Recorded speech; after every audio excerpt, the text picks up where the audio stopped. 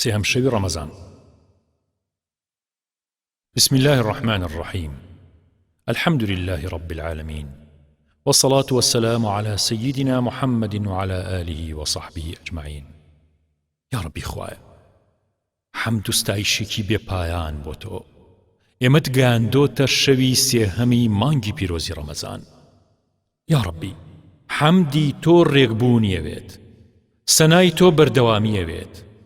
بەردەوامی و ڕێکبوون و ڕازبوونم پێ ببەخشە. تۆ ئەی بەخشیت، کەس نییە ئەوە ببەخشە یا رب. حەمدی تۆ زۆرترین تەسبیح و تەقدیس و تەحمید و تەمجیدیەوێت. زمان و دڵی ئەم تەحمید و تەمجیدەم پێ ببەخشە یا رب. حەمدی تۆ منی بێتۆی ناوێت، حەمدی تۆ ئیخلاسیەوێت، رازی بوونی ئەوێ، ئیخلاسی یەکتاناسی و ئاوێتەی یەک ڕووگەبوون و طوڵی عیبادەتی ئەوێ. یا رب پێم ببەخشە.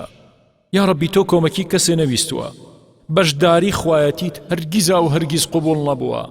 عەزەمەتی سنوورێ ناناسێ، چاوی ناظر هەمیشە بۆ مەجدی جەبەروتت قاسر. صفەتی مەخلوقاتێ بۆ خۆت قبوڵ نەبووە هەرگیز. حەمد بۆ تۆ ئەڵڵایت، بێهاوتایت. ذکر و فکری ئێمەی بچووک لە کۆپەی بە کبریای عەزەمەتی تۆ بە. ئیرادەی ذاتی حەق بە کەس سنووردار ناکرێت. زوبان و دڵ لە تەفسیری صفاتت کەلە و پێی ناکرێ. مرۆ بە عەقلی مجەڕەدی بێوەحی کاتێ خۆی پڕتاوی ناسینی تۆکە، دەستیان بەردیواری تەسکبینیەکەوێت یاچن. بەبێ خۆ ناساندنی ذاتی خۆت بە ئێمە نەناس و سپڵەی پێنەزانین. یا الله تۆ مەلیک و جەبار و قودوس و ئەبەدی و ئەزەلی و سەرمەدیت شەریکن نییە، لا شەریکە لەک. ئەحەدیت لە بەحری مەلەکوتە قوڵترین مەزهەبەکانی فکرتیا چوون و نەگەڕانەوە و محەیر بوون. پاشاکان دەسەڵاتدارە گەورەکان خاوەنی هیچ نین.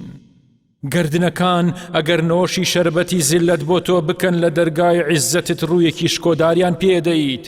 حەمد بۆ تۆ یا ربی. ون بۆکانی مەلەکوت نەبین و تیا نەچین یا رب. کوژاوەی لاپەڕەکانی مەرحەمەتی تۆ نەبین. ئەیە و ئازیزانەی دڵتان وابەستەی ئەم مناجاتە بۆ لەم شەوی سێهەمی مانگی پیرۆزی ڕەمەزانەیە. یا ربی دەستی ئەم هەموو خەڵکە، ئەم هەموو ڕۆحە، ئەم هەموو دڵەیکەوە ئەمڕۆ بەڕۆژوو بووە، دەسمان بگرە بۆ نزیکترین ڕێگەکەی خۆت. تۆ دەسمان نەگریت، بوون و نەبوونمان نەبوونە یا رب. بێ ئاگاییمان لە ذاتی حەق ماڵوێرانمانەکە.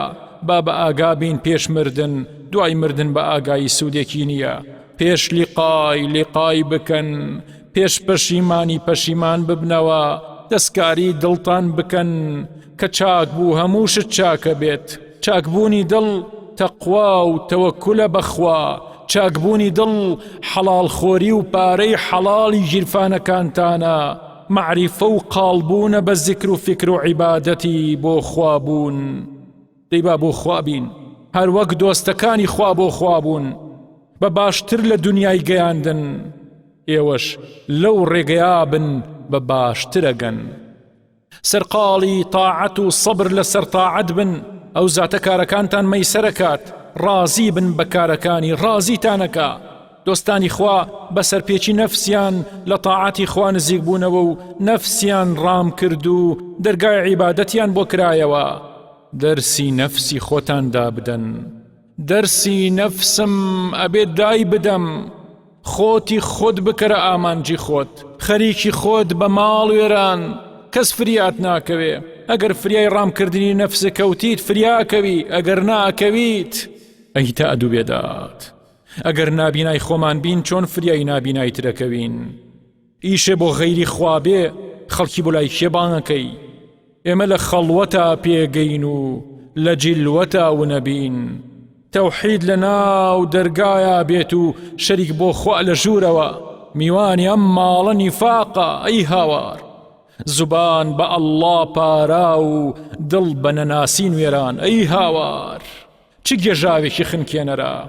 ئیمانداری ڕاست شەیطان ناناسی هەتا بیپەرستێت. دەیبا نەیناسین ونی بکەن لە ژیانی خۆتان.